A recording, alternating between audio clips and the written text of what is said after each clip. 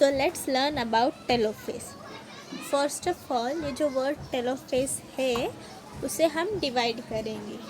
अब टेलो का मतलब है, जो अंडरलाइन किया हुआ लेटर्स है TELO, टेलो का मतलब है टू।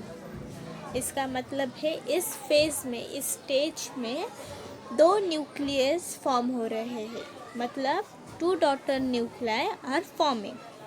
ये जो ऑरेंज मार्क किया है सर्कल वो है न्यूक्लियस, मतलब एक सेल में दो न्यूक्लियर फॉर्म हो रहे हैं, दो nuclei daughter nuclei are forming, और उसके साथ दो न्यूक्लियर मेम्ब्रेन भी फॉर्म हो रहे हैं। इसमें इस स्टेज में जो क्रोमोसोम्स होते हैं, ये जो न्यूक्लियस के अंदर जो लाइन्स है वो है क्रोमोसोम्स, वो थिन थ्रेड लाइक स्ट्रक्चर होते हैं। थिन थ्रेड लाइक स्ट्रक्चर यानी वो बहुत थिन धागे जैसे थिन होते हैं, इसके वजह से वो इनविजिबल हो जाते हैं। अब ये क्रोमोसोम्स डीकंडेंसेशन या ये जो न्यूक्लियर डिवीजन हो रहा है, दो न्यूक्लियस फॉर्म हो रहे हैं, वो कब होता है? तो ये तब होता है जब जो सिस्टर क्रोमेटिड्स या जो क्रोमोसोम्स है वो सेल के अपोजिट पोल्स पर पहुंच जाते हैं। अपोजिट पोल्स पर पहुंच जाने पर वो डीकंडेंस होते हैं क्रोमोसोम्स, या फिर हम उसे सिस्टर क्रोमेटिड्स भी कहते हैं। वो डीकंडेंस होते हैं और डीकंडेंसेशन के वजह से वो थोड़े थिन हो जाते हैं और इनविजिबल हो जाते हैं। सो एक बार हम रिकैप करेंगे हमने क्या पढ़ा वो।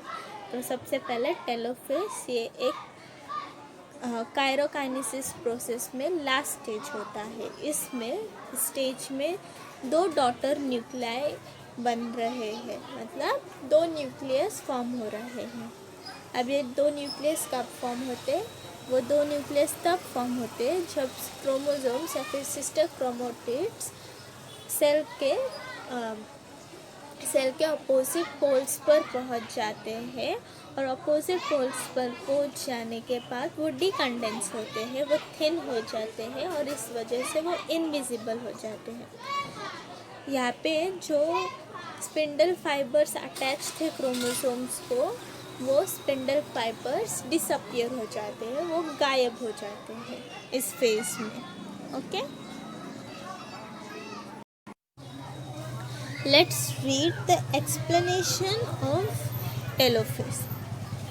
First point, the nuclear membrane and nucleolus reappear. इसका मतलब जैसे मैंने अभी वीडियो में आपको बताया है, दो न्यूक्लियर मेम्ब्रेन और दो न्यूक्लियस फॉर्म होते हैं, यानी ही two daughter nuclei are forming.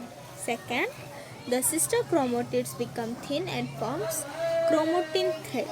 इसका मतलब जैसे मैंने आपको पहले बताया, वो जो क्रोमोसोम्स अपोजिट पोल्स पर पहुंच जाते हैं तब वो थिन डीकंडेंस होते हैं, और डीकंडेंसेशन के वजह से वो थिन बन जाते हैं, एकदम थ्रेड लाइक स्ट्रक्चर हो जाता है उनका, और इस वजह से वो इनविजिबल हो जाते हैं। मैंने आपको ये भी बताया है कि स्पिंडल फाइबर्स गायब हो जाते हैं, मतलब द स्पिंडल फाइबर्स डिसअपियर। ये है आपका थर्ड पॉइंट।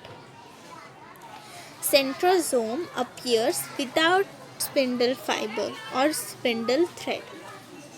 ये सेंट्रोसोम्स जो सेल में बन रहे हैं वो विदाउट स्पिंडल फाइबर के बनते हैं। In the end daughter nuclei are formed and are visible. दो डॉटर न्यूक्लियाई फॉर्म होते रहे हैं, और जब वो फॉर्म होते हैं वो विजिबल हो जाते हैं, वो दिखते हैं। I hope you all